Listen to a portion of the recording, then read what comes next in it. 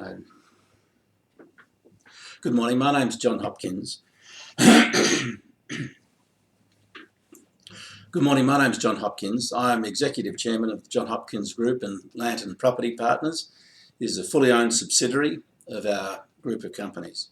And today I've been asked to talk to you about basic philosophies with regard to property investment specifically, but I think I'd like to start by talking about some general investment philosophies. And I think the first place to start is to talk about investment. And to talk about investment, because if we looked up the Oxford Dictionary or the Macquarie, what I found as a surprise when I first realised this, and what I think you might find as a surprise, is that frankly there is no synonym for the word investment. So if we think about how many times in today's Financial Review or the Australian or any of the dailies that the word investment was written, and we wonder what the author meant, and then we think about everybody that read it, and we wonder what the investors take from what that word investment was meant to mean in the particular article that they read, because it's very confusing. And I've been in rooms before where I've asked 20 people to write their definition of investment, and I can say to you without any fear of being incorrect that never once has it ever been that we get 20 or we get more than two identical definitions of the word investment. So I want to put some clear guidelines for you with regard to investment, because today we're talking about property investment for individuals, just for people like you and me and people walking up and down Collins Street or York Street, Sydney. So the first criteria is it must be long-term. Now, long-term in regard to the investor to start with. So my beautiful daughter Camilla, she's 30 years of age. That might be a 40-year plan for her. Now, I know I don't look it, but I'm 63, and it could be a 20-year plan for me. But it must be long-term. The second area in regard to long-term, we must look at the specific investment class, because if we think of the different categories of investment, cash for flexibility and reserve purposes, equities and property for growth. So if we look at equities and property, looking at investing in shares today in regard to long-term, I'm certain most people would say that that's a 5 to 10 year perspective for long-term investment in shares. When we look at property, the rules haven't changed for decades, frankly centuries. And fundamentally, it's an absolute minimum of 10 years. But really, we mean 20 years and 30 years and 40 years. Now, we started our organisation and we started advising people on investing in property in 1980. So I think that's about 34 years ago. So 34 years ago, for those people that bought the properties that we recommended, put them in their back pocket and never sold them, they're the ones that have really been the successful property investors. So when I talk about long-term for property investors, I really do mean that. What I mean is buying the right one in the first place, putting in your back pocket and forgetting about it. The second criteria with regard to investment is that you must buy non-speculative property. And fundamentally what we're saying there is that we can be confident about the underlying supply-demand circumstances to such an extent that we know if there are changes that asset or that investment class won't lose value quickly. And the third criteria with regard to investment is that the investment must attend to itself. So for example, if you're investing in shares and you find yourself awake on a Wednesday, you've got the Financial Review, you're looking up the share prices and you're deciding whether you're going to buy or sell, as far as I'm concerned, you're not an investor, you're a share trader. If you buy a piece of property with the thought that you're going to develop it or that you're going to renovate it, you're not an investor. You are a property developer or a property renovator.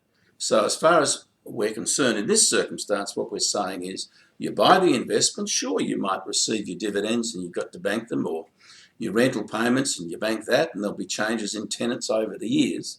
But fundamentally, the asset looks after itself. You don't have to do anything to it. So the three criteria for investment: firstly, long-term. Secondly, it must be non-speculative. And thirdly, it must attend to itself.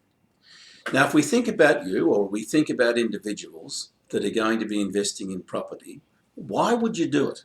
What is the purpose for you wanting to invest in property? Well, fundamentally, it's because you want to make money. Now, very often people want to make money because they want to become financially secure, financially independent, financially free at some time in the future. So the purpose in doing it is because you want to make as much money as you can. So you want returns. Now, in returns, people often just look at the capital growth of property and the capital value of property, or the capital value of their assets, whether it's their home or their shares or whatever it might be. But in fact, you need more than just capital growth. Equally as important as capital growth is income growth. And equally as important as those two things is that you are confident that you will always receive a rent. So confidence in rental. So with returns, to repeat myself, the three things you need: capital growth, income growth, confidence of income. So that's what you want. But can I say, and I really want you to remember this, what you need from all of your investments, and specifically and definitely because today we're talking about property investment, what you need in addition to returns, and as importantly as returns from that long-term investment strategy, is security and flexibility. So security in that you know that the underlying supply-demand circumstance, as I said before, is such that demand-supply circumstance won't change, and thereby the asset lose value quickly. Flexibility, again, if there's a change in your circumstance, if there's a change in the general economy, if there's a change in the circumstance as it relates to that particular investment class, you know that the underlying supply-demand situation is such that it won't change and that it will give you time to rearrange yourself within a reasonable period of time to suit the altered circumstances. So you want returns, but you need security and flexibility. They are as important as returns. The question, where do you find property, or what category of property will provide returns, security, flexibility? Now, we have a question that we ask of property, and the question relates to what we say are the three most important words in property, and they are continuing strong demand. Now, this is the question, and we ask this question of a particular property or a specific class of property. And the question is this: will you provide continuing strong demand of both tenancy and sale for now and for the foreseeable future, as determined by an individual or corporation with an appropriate criteria base, making a judgment on a specific class of property? So I'll repeat the question. And the question is to the property. Will you provide continuing strong demand of both tenancy and sale for now and for the foreseeable future, as determined by an individual or organisation with an appropriate criteria base, making a judgment on a specific class of property? Now, if we start to deal with that question from the finish of it, when I refer to a specific class of property, how often do we go to the newspapers or we hear commentators on the radio or the news and they say things like, the Australian economy's doing this, or they say the Sydney property market's doing this, or the Melbourne property market's doing this? Now, what do they mean when they say that? Do they mean a 3-bedroom brick veneer in St Albans? Do they mean a 3-bedroom brick veneer in Parramatta? Do they mean the Rialto in Collins Street? Do they mean an office building in York Street? Do they mean a 1-bedroom apartment in Rockley Road, South Yarra? Do they mean a 20-acre farmlet in Narre Warren, or a lovely house up in the Blue Mountains? Because how in the heck can you put all of those categories of property into the one bundle and make any judgment that makes any sense at any moment in any cycle? And yet people do that. So a word of warning to you: do not respond to those ridiculous headlines and those ridiculous generalisations when people are referring to the response or to the circumstances as they are at a particular time or were or might be in the future with regard to property markets, unless they have been very specific in describing the particular category of property that they are referring to. Now, if we come back further into that question, I talked about having an appropriate criteria base. So the people or the organisations answering these questions, and it really interests me and it surprises me that at every dinner party I ever go to, everybody at the dinner party seems to know a heck of a lot more about property than I do. And it's been a 40-year career for me. And I've taken it very seriously. Now, please accept I'm not saying for one moment that I think I know everything. But I do think, after taking it as seriously as my organisations have, and as I do, my career and our businesses, we do know something. Our clients have bought in excess of $4.5 billion worth of investments now, particularly in Melbourne and Sydney. So we do know something. And when I talk about a criteria base, don't be misled by somebody who thinks they know. If you don't know, take good advice. And that's the point I'm making there, because people may tend to think they know the answers or they could answer that question, but it's the depth, it's the detail of that question with regard to a specific class of property that's important. Now, coming further back in the question, we say continuing strong demand of both tenancy and sale. And there are two marketplaces with regard to property. There's the marketplace of tenancy and there's the marketplace of sale. So the marketplace of tenancy is all about the demand for occupation. And there are property. There are two categories of individuals or entities that want to occupy property. They're tenants and they're owner-occupiers. Now, there are two categories of individuals or entities that want to own property, which is the marketplace of sale. So there are investors and owner-occupiers. Now, to make a judgment on a particular category of property, what we have to do is we have to look at a finite category of property, specific class of property. We then look at the general supply. We then look very much at the specific supply of that particular class of property. And then we go back right down and we look at the underlying demand of tenants, the underlying demand of owner-occupiers to the extent that they want to occupy property. We look at the underlying demand of investors to purchase that property, and we look at the underlying demand of owner-occupiers to the extent that they want to own property. So we break it right down to that. Now, assuming we come out with 10 out of 10 for those four underlying demands, and assuming that there is a limit and there's a particular quality to that specific class of property that we're addressing, that would be, in our judgments, that could very likely mean that that particular category of property could be a good investment. Now, fundamentally, if I describe that category of property to you that we have recommended to our clients over the last 34 years, it is medium to high density residential property in the best inner urban areas of Melbourne, Sydney, and we have a very firm criteria around what is a major metropolis in regard to property markets and what isn't. And we will not recommend that our clients purchase property in any markets other than major metropolises. And until 7 years ago, there were the two, Melbourne and Sydney. And about 7 years ago, maybe it was 6 years ago, we determined that by our very strict criteria that Brisbane had become a major metropolis. So now Brisbane. So in a summary sense, that's the property. But if I give you our four-paragraph statement with regard to the specific category, it's this. We recommend that our clients purchase property in the best inner urban areas of Melbourne, Sydney and Brisbane, major metropolises, from a demand, popularity and opportunity perspective. We recommend that our clients purchase properties in those best inner urban areas that most people wishing to purchase in those areas or occupy can afford. So that is low price range. So Double Bay or Toorak can be great investment areas, but not by buying a big mansion.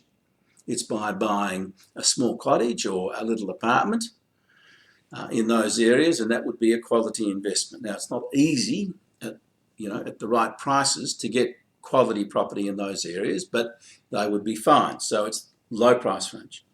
The next statement is that we recommend our clients purchase property most appropriate for a long-term investment strategy, namely to do with physical maintenance and tenancy management. Now, the issue around this is that we want you to buy that property that makes it easy for you to be a long-term investor. So that is small property in the best inner urban areas that is in good condition. So again, it could be a small house, but if it happened to be a Victorian cottage, we don't mean a derelict one where you have to renovate it, because then you're becoming a property renovator. We mean a small cottage in very good condition. It could be a townhouse. It could be an apartment. But what happens when we move to those sorts of categories of properties, it starts to dictate locations to us as well, because we need to make certain the locations that we're choosing to recommend those properties for our clients to purchase are absolutely appropriate for small accommodation. So if we look at, say, Melbourne, in Melbourne,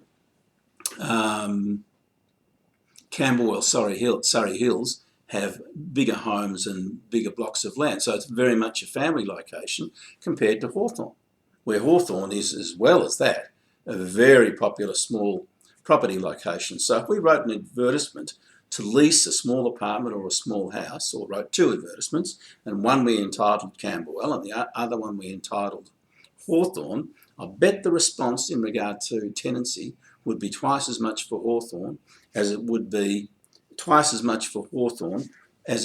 say, for Camberwell or Surrey Hills. So it starts to dictate location, but fundamentally small property in good condition, so it is easy for you to be a 10-year, a 20-year, a 30-year investor and buy that right property and keep it forever. And the final statement is that we recommend our clients purchase property most appropriate to their particular circumstance. Now, very often that's financial, tax, or portfolio balance issues. So if somebody has 3 properties in Melbourne, it's probably a good idea from a foundation stone point of view with regard to good investment planning to purchase a property in Sydney. When we speak about tax under Divisions 40 and Divisions 43 of the Taxation Act, there are what is referred to as pre-cash tax deductions, which enable you to deduct an expense which you didn't have to actually spend the money for in that year. And fundamentally it relates to 2 things. One is depreciation of fixtures and fittings, and Division 43 relates to what's known as the building allowance. So for people paying tax, especially if they're buying new property or near new property, it means they get a tax deduction, but they didn't have to spend the money in that year, which means that it's a lot less expense on the bottom after-tax line to own that property. Now, a word of warning here. I recommend fully, or I virtually insist, that you don't just look at the bottom line, because it might be relevant for you to look at the pre-tax line, particularly for business owners, or if you're not certain where your income will be or what tax deductions you might have in a particular year. So I'm not saying just the bottom line, but I'm saying it's a very important consideration, the tax consideration and purchasing new property, because of those deductions, which wouldn't be there at anywhere near the same level for established property if you were paying tax. And then I referred to finance. That could be where maybe you look at purchasing something before it's developed, because in Victoria in particular there are substantial deductions by buying property before it's developed, or off the plan as it's referred to. But word of warning, you're not buying the property there. Actually what you're buying is the integrity, the ability and the financial strength of the developer. And if you aren't certain of those things, can I say, it would be very important to take good advice, because what looks easy, which is seeing a plan and then signing a contract because a particular, salesperson or a particular advertisement looked good, may not be as positive as it looked at the outset. So I don't want to sound too negative, but I really, I can't insist, but I recommend strongly that if you aren't well versed in the property market, that buying property before it's developed without really understanding it is something maybe that you shouldn't do. So moving forward, where does that leave us? It leaves us to say again, medium to high density residential property in the best inner urban areas of Melbourne, Sydney, Brisbane. Now that's what we would recommend. But what I would like to do is just to very quickly go through some categories of property that you shouldn't purchase. And probably the biggest category to start with is commercial property. Now, commercial property for the right investors can be an excellent investment. Our clients have bought hundreds of commercial properties over the years, and we would most definitely recommend the right commercial property to the right investors. The problem, the biggest of the issues with regard to why not commercial property, is to buy what we would see as quality commercial property. In Melbourne or Sydney, it will be a minimum of $1.5 or $2 million, and most people can't afford that.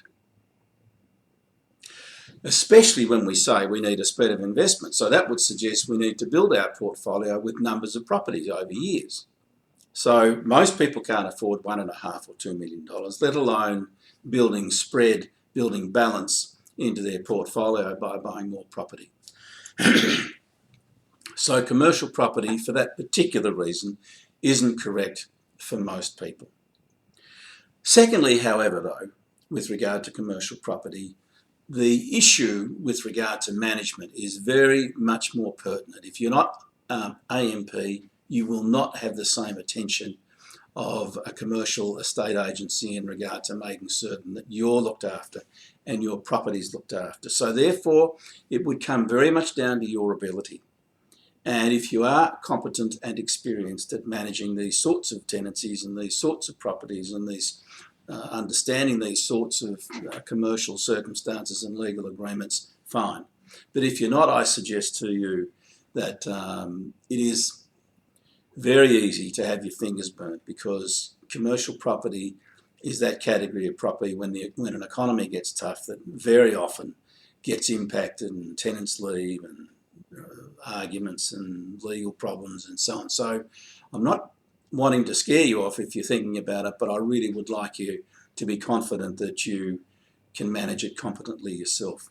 The third thing to say about commercial property, everybody, is that often people invest in commercial property because the thought is, well, we receive a higher yield. You know, John, I can go and buy this commercial property and it has an 8% yield and the tenants pay all the outgoings. Now, I just want you to reflect on why it is an 8% yield. Because yields weren't figured out in the Australian commercial property market, or the Sydney commercial property market, or the Melbourne commercial property market, or frankly any of Australia's property markets, Sydney, Melbourne, Brisbane, Perth, whichever one. Yields, in other words, risk-reward ratios that fundamentally apply to assets that exist and investments that exists in Australia but other places around the world, were started to be figured when the first trade happened on the Silk Road. And that was probably sheepskins or goat skins or something like that. They were started to be figured in Babylon. That's the first Babylon that existed 6,000 years ago. So if there's an 8% yield, market yield on that particular property, what it says to us is it says that people aren't competing to buy it. In other words, it's not a popular asset. Because if it was a popular asset, the market would compete to buy it, it would push the price up, and then the yield would be low. So there are some fundamentals that you can absolutely know are correct. You can argue against them as much as you would like to, but can I tell you they are fundamental and you should accept them and you should respectfully work with them. And that is this: a high yield suggests low security, suggests low growth of future capital growth and future income. A low yield suggests high security, suggests higher growth of capital and higher growth of income. The sorts of commercial properties that we would recommend our clients buy might be a really attractive shop in a strip shopping centre, in a really popular strip shopping centre in, is it Mossman, is it St Kilda in Victoria or Camberwell? Now, everybody, the market yield for those properties will be down at maybe 2.5%, 3%, 3.5%, maybe 4%. So what is happening here is the competition says that's a great asset, pushes the price up and the yield comes down. So don't be misled with commercial property thinking that high yield is attractive. It's not. Wherever you see a high yield, you should say, what's the risk? What's the problem? Where's the mistake that I might be making? So that's commercial property. Now then we move to categories of property that rely on one particular section of the economy.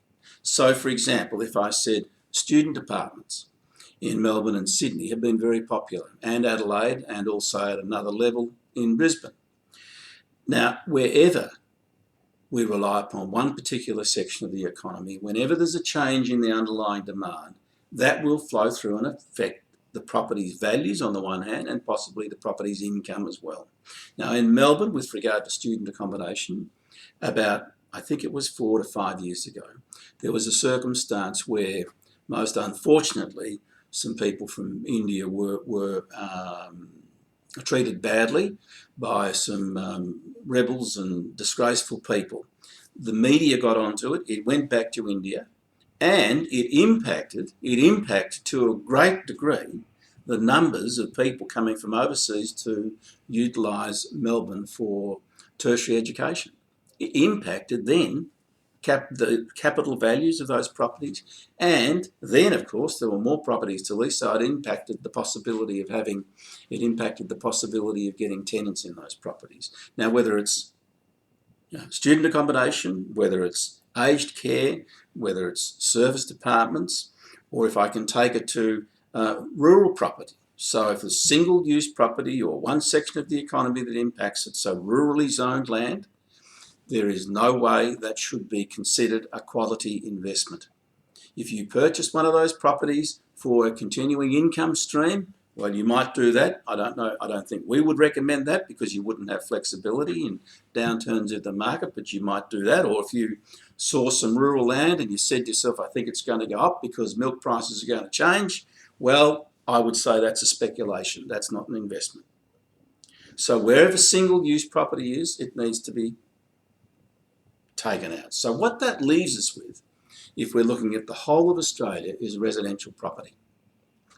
And if we're looking at residential property, so where there could be, one dwelling, or where there's an owner's corporation and there's more than one dwelling, but there's an owner's corporation. So that could take us to, say, resort property.